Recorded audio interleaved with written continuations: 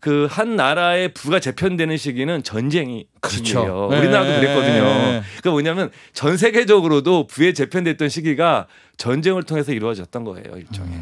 그러니까 전쟁이란 국면 자체가 굉장히 파괴적인 거거든요. 그게 네. 한 인간의 삶도 파괴시키지만 한 나라의 부에 재편하는 그런 파괴적 기능이 존재하는 게 또 역사적으로 보게 되면 미국이 또 그런 과정의 수혜자였던 거고 영국은 그런 과정을 통해서 해가 지지 않는 나라에서 해가 진 나라가 된 거죠. 근데 또 영국도 그 전에 뭐 네덜란드라든가 스페인 패권을 또 뺏어온 나라였고. 그렇죠. 다 있었죠. 그렇죠. 예.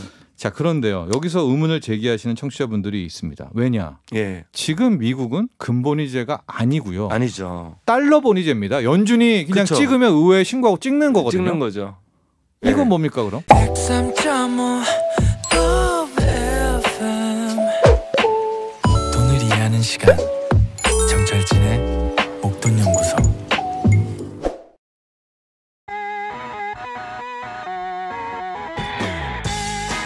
투자를 할 때도요. 이런저런 다양한 지식이 많은 도움이 됩니다. 알아두면 언젠가는 쓸데있는 투자 잡학사전 알쓸투잡. 미래에셋 투자와연금센터 이상건 전무와 함께합니다.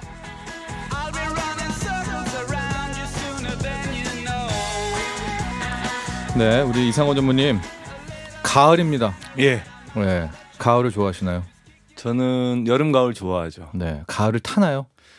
타진 않고 저는 좀 늘 그 사계절 내내 이렇게 뭐 다 타기 때문에 다 탄 상태로 있기 때문에. 그러니까 그 가을이 돼서 그냥 막 떠난다든가 갑자기 막. 올해 가을은 좀 많이 걸으려고요 또. 네, 네. 계획이 네. 좀 많이 걷고 뛰어야 되겠다는 생각을 네. 하고 있어요. 그래서 막 마음이 설렌다든가 그런 건 없죠. 요즘은 이제 제 저희도 한번 말씀드린 것 같은데 저의 화두는 무엇을 하고 싶은 것이 아니라 내 마음의 평온이에요. 그래서 평온을 구하기 위해서 네. 항상 이런 말을 생각해요. 과거는 이미 지나갔고 미래는 아직 오지 않았다. 오로지 현재에 집중하자. 지금 이 순간에 계속 이 말을 되뇌어요. 그 마음의 평온을 얻기 위해서. 그럼 오나요? 예, 좀 많이 좋아져요. 계속 이렇게 생각하고 걸을 때도 생각하고 네. 뭐 달리기 할 때도 생각하고 동네 뒷산 오를 때도 이런 생각하면서 오르면 좀 마음이 좀 이렇게 수그러드는 게 있어요. 현재만 생각하자. 예, 오로지 현재에 집중하자. 예.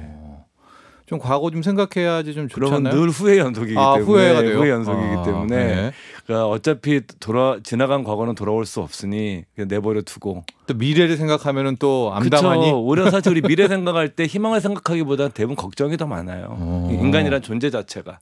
그렇기 때문에 좀 걱정을 덜하는 방법이 그리고 쓸데없는 근심 걱정을 덜하는 방법이 현재 집중하는 거다라고 뭐 심리학자들도 얘기하고 있고 종교도 그렇게 얘기를 하죠. 걷는데 한 발. 그렇죠. 네, 이 그럼 상체. 이제 산에 갈 때도 옛날엔 막 빨리 올라가려고 그랬지만 그게 아니라 이제 한 발 하면서 발의 감각을 좀 느껴보려고 그러죠. 예. 아니 초보자입니다. 아직은 그 고수분들은 더 잘하시고. 이제 도인의 레벨로 올라가고 있는 아니고요. 이상건 전무. 드디어 이제 해탈과 함께 어떤 그 마음 수련 단계로 돌아가고 있습니다. 우리 마음 수련에 매진하고 있는 이상건 전무의 오늘의 주제. 왜 미 달러는 강한가? 예. 이게 우리가 이제 최근 신문 보면 경제면에 탑 기사가 뭐 게다가 또 며칠 전에는 신면 그냥 전체 일면 톱 기사가 네. 그 환율 기사예요. 달러 기사죠. 네, 달러 환율 기사이기 때문에 여러분들과 같이 오늘은 왜 달러가 그 세계에서 제일 강한 통화가 됐느냐. 이런 약간 역사적으로 그냥 상식 차원에서 같이 여러분들과 같이 짚어보는 시간을 준비해봤습니다. 알겠습니다. 예.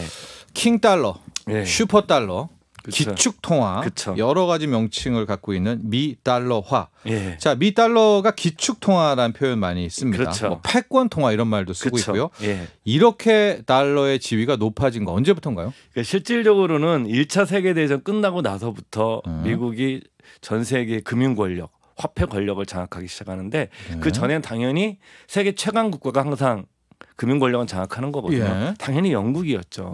현대적인 이미 금융 시스템. 과거 멀리까지 가면 로마 시대에는 당연히 로마가 데나리온, 데나리온 같은 거를 통화로 지배했겠죠. 근데 현대적인 이미 시스템은 영국에서 시작된 거고 그것의 출발점은 근본위제의 도입입니다. 금본위제 많이 들어보셨을 거예요. 그러니까 뭐냐면 그 나라 화폐를 금의 양에 고정시키는 거예요. 네. 그러니까 당연히 안정적이겠죠. 세계 최초로 금본위제를 도입한 나라가 영국이에요. 그러니까 파운드화가 그쵸. 금태환이네요. 예, 금과 네. 딱 맞바꿀 네. 수 있게 된 거죠. 그러니까 안정적인 거죠. 그 인플레이션 같은 것도 별로 없고. 1820년도에 채택을 하고 그 다음에 영국을 따라서 미국, 독일, 프랑스가 다 채택을 합니다. 네. 이 영국이 그 당시에 세계 최대 교역 국가예요. 네. 무역도 제일 많이 하죠. 네. 그다음에 금융의 중심지는 당연히 런던이었고요. 지금 뉴욕처럼. 그다음에 파운드와 가치가 가장 안정적이니까 신뢰도가 굉장히 높은 화폐였죠. 예. 근데 군사력도 굉장히 중요합니다.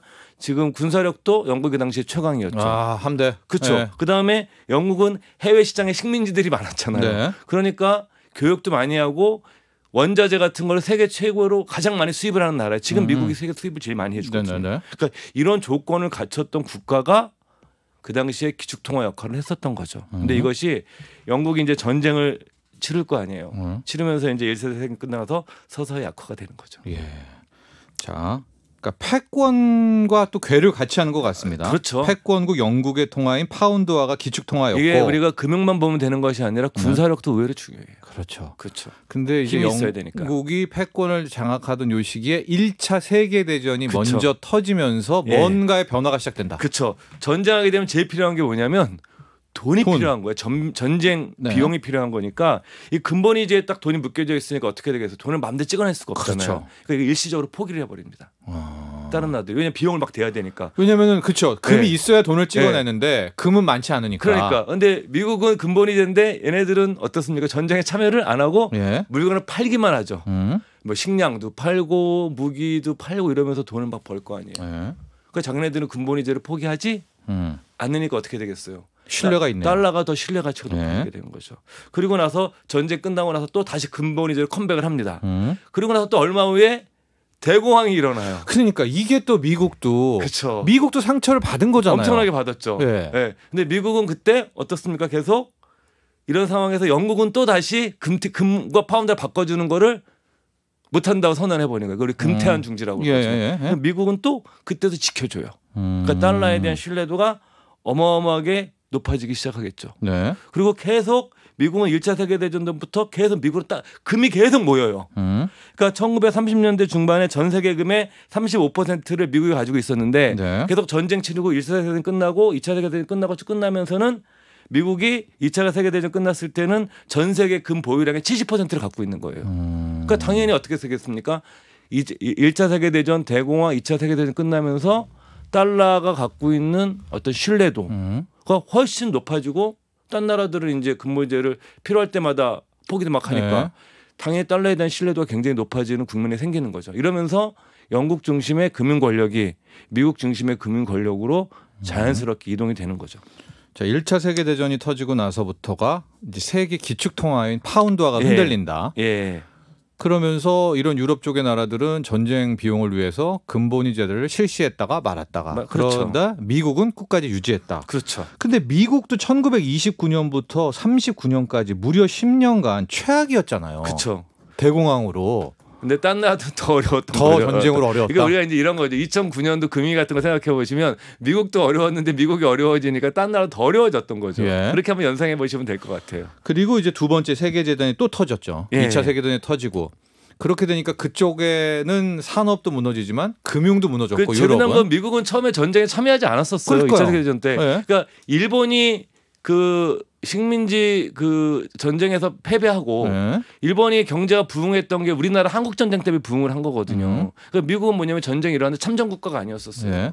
그러다 보니까 거기서 원자재도 팔고 식량도 팔고 그러니까 돈을 계속 벌었어요. 미국 전쟁 기간 내내. 그러다가 일본이 그 미국과 이제 이런 나라들이 일본의 석유 루트를 차단하니까 석유 루트를 확보하기 위해서 일본이 일으킨 전쟁이 뭐냐면 1944년도에 진주만 전쟁을 일으키게 된 그게 거죠. 영화로도 나왔던 유명한 네. 영화 많죠. 이제 진주만을 배경으로 영화가 되게 네. 많은데 진주만 하면서 미국이 또 참전하면서 전쟁을 이기는데 또 결정적인 공헌을 한 거죠. 그러니까 미국이라는 나라는 뭐냐면 전쟁을 통해서 돈도 벌고 맨 마지막에 또 들어가서 명분도 쌓고 군사 패권도 네. 장악하고 그러면서 강력한 세계 리더 국가가 딱 돼버리는 거죠. 좋습니다. 이제 예. 두 번의 전쟁이 끝났고요. 예. 산업도 살아있고 군사력도 커 있고 달러도 역시 근본위 제도로 살아있기 때문에 예. 이제 50년대, 60년대 달러 하고 미국의 패권도 커가고 예. 달러의 힘도 커갔는데 예, 한 가지 더 말씀드린 게 이제 빈부격차 연구를 했던 프랑스 경제학자 토마스 피케티가 예. 한 그 부에 대한 연구 중에 재미난 것 중에 한 나라에 그 한 나라의 부가 재편되는 시기는 전쟁이 그렇죠. 시기예요. 예. 우리나라도 그랬거든요. 그러니까 뭐냐면 전 세계적으로도 부에 재편됐던 시기가 전쟁을 통해서 이루어졌던 거예요, 일종의. 그러니까 전쟁이란 국면 자체가 굉장히 파괴적인 거거든요. 그게 네. 한 인간의 삶도 파괴시키지만 한 나라의 부에 재편하는 그런 파괴적 기능이 존재하는 게 또 역사적으로 보게 되면 미국이 또 그런 과정의 수혜자였던 거고 영국은 그런 과정을 통해서 예, 해가 지지 않는 나라에서 해가 진 나라가 된 거죠. 근데 또 영국도 그 전에 예. 뭐 네덜란드라든가 스페인 패권을 예. 또 뺏어온 나라였고 그렇죠. 다 예, 있었죠. 예. 그렇죠. 예. 자, 그런데요. 여기서 의문을 제기하시는 청취자분들이 있습니다. 왜냐? 예. 지금 미국은 근본위제가 아니고요. 아니죠. 달러 본위제입니다. 연준이 그냥 그쵸. 찍으면 의회에 신고하고 찍는 거거든요. 찍는 거죠. 이건 예. 뭡니까 그럼? 이게 1971년도 닉슨 도트린, 닉슨 대통령이 발표한 게 닉슨 도트린인데 예. 이 당시가 이제 어떤 거냐면 미국인 최대로 금을 많이 한 보유한 국가예요. 근데 네. 전쟁이 끝나고 나서 유럽이나 일본이 어려웠잖아요. 네. 그러니까 이제 그거를 미국이 강국이니까 원조했죠. 지원을 하죠. 예. 그게 이제 유럽의 이를테면 주명이 마샬 플랜, 일본은 다치 플랜 이러면서 사실은 일본과 유럽이 미국 경제와 강하게 연동이 되는 국면이 생기는 거죠. 예. 근데 이 나라들 이 나라들이 막 성장을 하잖아요. 이 나라들 수출을 해요. 어디 수출하겠어요? 미국에 수출하니까 네. 어떻게 했을까? 달러로 일로 가야 되잖아요. 네. 그러면 금도 가야 되잖아요. 네. 금 달라고 그러면 어떻게 되겠습니까? 줘야 되거든요. 네. 근본위제에서는. 그러니까 미국에서 더 이상 계속 돈 달라고 금 달라고 그러면 그럴 수가 없는 거잖아요. 그러니까 미국이라는 나라가 이때 그럼 안 돼 하면서 어떻게 했냐면 우리 더 이상 근본위제를 유지하지 않을 거야라고 근본위제 폐기를 하는 거죠. 이게 게다가 또 이때 베트남전 때문에 예. 돈도 엄청 부족했죠. 예, 그러니까 예. 예. 그러면서 이제 전쟁도 그러다 보니까 이때부터는 우리가 얘기하는 소위 말하는 오늘날 우리가 알고 있는 예. 변동 환율제라는 것 자체가 시작이 되는 거죠. 그 전에는 그 전에는 브레튼 우주 체제라고 그래서 1944년도에도 그런 또 미국에서 중심했을 때 이때는 뭐냐면은 근본위제가 몇 개 돼 있었는데 여기서 뭐냐면은 금과 달러를 연동시키는 거죠. 예. 그러니까 이를테면 금 1온스에 달러 35달러. 예. 근데 금에 연동하는 게 아니라 다른 나라 화폐들은 달러 1온스 35달러에 다른 나라 화폐를 연동시키는 거예요. 네. 그러니까 이게 브레튼 우주 체제 전쟁이 끝나고 나서 44년도에 그 절충 근본위제인 거죠. 근본위제와 달러와 연동된 걸 다시 달러를 가지고 다른 나라 통화가 연동되는 거죠. 네. 이런 제도에서 미국이 더 장악을 하면서 하다가 근데, 예. 70년대 와서 다시 금이 미국이 딴 나라들에 도와주고 성장시키면서 돈이 많이 빠져나가고 이러다 보니까 미국이 이제 근본위제를 폐기하게 되는 거죠. 그러니까 근본위제에서 근본위 달러 절충제에서 다시 뭐가 되냐면 근본위제 폐기가 되는 그렇죠. 달러 본위제가 된 거죠. 달러 본위제가 예. 되는 거죠. 그러니까 쉽게 말해서 1944년, 뭐 1950년 이럴 때만 해도 달러가 주인이 아니라 그렇죠. 금이 주인이죠. 예. 금에 달러가 연동이 돼 연동돼 있었던 있고 거예요. 거기에 다시 예. 다른 통화가 연동이 돼 예, 있으니까. 지금은 뭐냐면 금은 완전 없어지고 예. 모든 것이 다 달러와 연동이 된 세상이 된 거죠. 그러니까 달러가 어떤 분의 표현들을 하면 종이 금인 거죠. 맞습니다. 그러니까 종이 금인데 예. 실은 또 휴지일 수도 있고요. 그쵸. 왜냐하면 그 누구도 이제 보증이라는 게 없는 예. 게 달러가 됐습니다. 그래서 예. 여러 번 말씀드리지만은 이제 닉슨 대통령 때 이미 금과의 연결고리를 끊어버립니다. 끊어버리죠.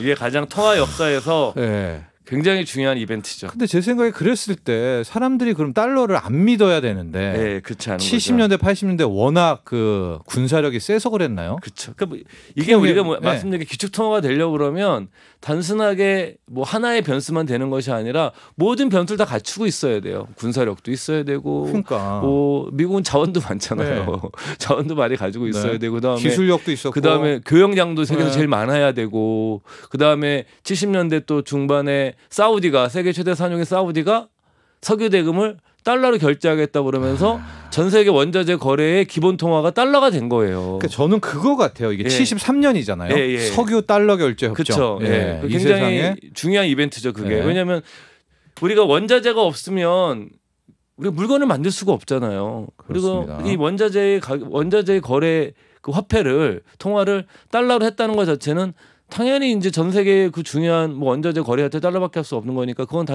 달러의 지위가 더욱더 공고하게 됐던 거죠. 그러니까 미국이 좀 영리하고 교묘한 게 금을 끊어버리고 나서 석유랑 딱 연결을 해가지고 네, 사우디와 이 세상의 예. 모든 석유는 달러로만 거래야 한다. 예. 그래서 페트로달러를 가지고 80년대, 90년대, 지금 2000년대 지금까지 왔는데 지금까지도 온 거죠. 이러니까 저를 포함해서 많은 사람들이 좀 의구심을 가져요. 네. 미국의 적자가 그렇죠. 지금 30조 달러입니다. 그쵸. 거의 사경짜리가 되고 예. 저렇게 달러 찍어내가지고 저거 믿어도 되라는 의구심이 드는데요. 저는. 계속 그게 역사적으로 예를 들면 그 짐 로저스와 같은 투자자는 뭐 미국이 파산할 거다 막 이런 식의 막 전망도 했는데 네. 파산 안 했거든요. 아직까지 안 하고 있죠. 더 세졌거든요. 네. 이게 뭐냐면 좀 아이러니한 건데 달러를 거래를 하려고 그러면 달러가 충분히 공급이 돼야 돼요. 네. 그러니까 뭐냐면 전 세계에서 달러가 유통되려면 미국이라는 나라가 적자를 해줘야 되는 거예요. 찍어줘야 되죠. 아이러니하게. 네. 계속 찍어줘서 딱 하게 되면 그럼 적자인데 망해야 되는 거 아니야? 다른 나라는 다 망하죠.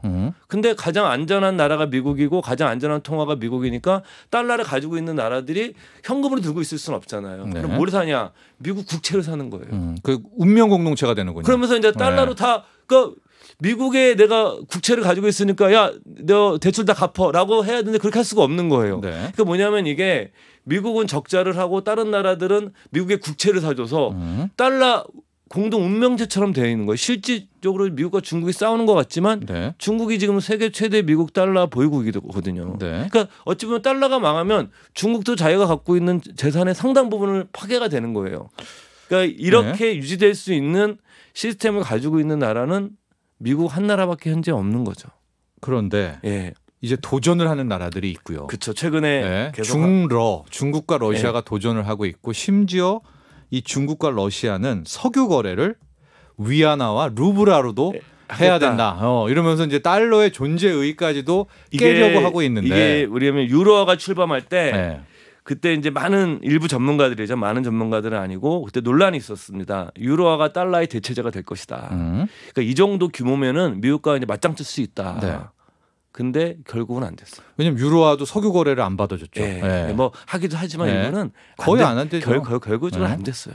그러니까 지금 중국과 러시아가 하더라도 과연 할 수 있을까? 근데 사우디가 어떻게 할까? 네. 그래서 요즘에 뭐 빈살만 이런 사람이 많이 주목받는 거죠. 네. 그렇게도 사우디에 있는 그 막대한 재산이 제일 투자가 된 나라가 어디냐면 미국이에요. 네. 우리가 알다시피 미국의 뭐 시티은행이나 이런 주식으로도 사우디 국부펀드나 사우디 왕세자들, 뭐 짐 왈라드 이런 세계적인 투자자 네. 이런 사람들이 제일 많이 투자하고 있는 국가가 미국이기 때문에 저는 배신 못할 거다. 제 생각에는 이것이 뭐 갈등을 의견 차이가 있는 거지만 야 너랑 나랑 우리가 남녀간에 싸움을 하지만 헤어질 거냐 말 것이냐 이건 다른 차원의 문제잖아요. 그러니까 과거처럼 사우디아라비아가 미국에 예. 완전히 그런 심부름꾼 명령하면 듣고 그런 나라는 아니고 좀 개기는 거죠. 야, 그러면서 사귀다가 싸울 수 있잖아요. 네. 근데 헤어지고 싶지는 않은 거예요. 지금은 사귀었다기보다는 지금까지는 약간 주종 관계였는데 이제 사우디가 그래도 사우디 반란이다. 입장에선 사귄 거죠. 네.